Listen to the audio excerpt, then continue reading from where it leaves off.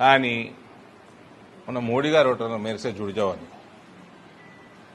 మరి ఏమన్నా ఉందో నాకైతే తెలియదు. చాలా చిన్న కార్యకర్తని బీజేపీలో ఏమన్నా లింక్ ఉందేమో మరి నాకైతే తెలియదు. అట్లాంటిది ఏమైనా ఉందా? సువేందు అధికారి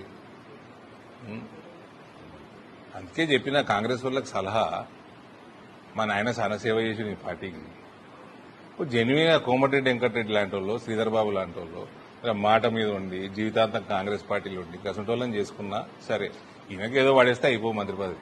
మొన్న మోడీ గారు ఒకటి మెరిసే జుడిచావని